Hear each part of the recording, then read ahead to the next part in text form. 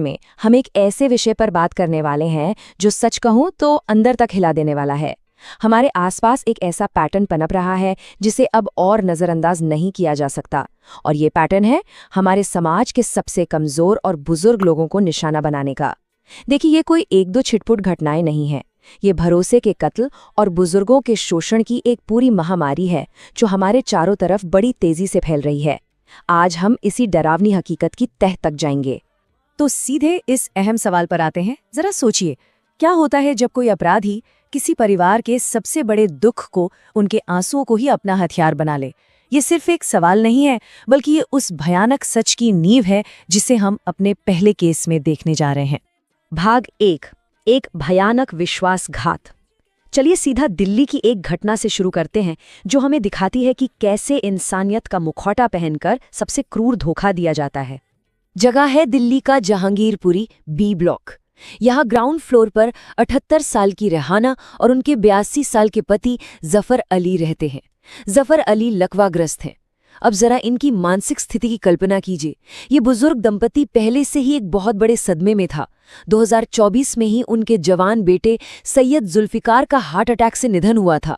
एक पैरालाइज्ड पति और जवान बेटे को खोने के गम में टूट चुकी एक माँ, लाचारी की शायद इससे चरम स्थिति कुछ और नहीं हो सकती। अब इस धोखे की टाइमलाइन को देखते हैं।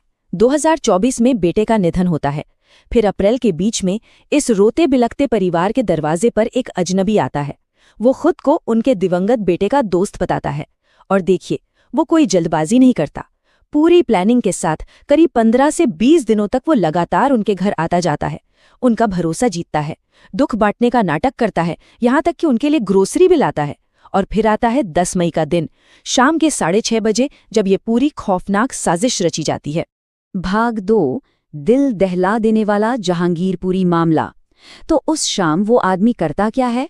वो अपने साथ अनार का जूस लेकर आता है। और ये चीज बहुत ही साफ तौर पर दिखाती है कि भ्रम और हकीकत के बीच कितना बड़ा फासला हो सकता है। एक तरफ वो भ्रम है कि एक फिक्रमंद दोस्त है जो दुख में डूबे माता पिता का ख्याल रख रहा है, उनके लिए जूस ला रहा है। और दूसरी तरफ है वो रोंगटे खड़े कर देने वाली हकीकत कि वो एक बेहद शातिर चोर था जो एक लकवाग्रस्त इंसान और उसकी पत्नी को लूटने के लिए इतने दिनों से जाल बिछा रहा था।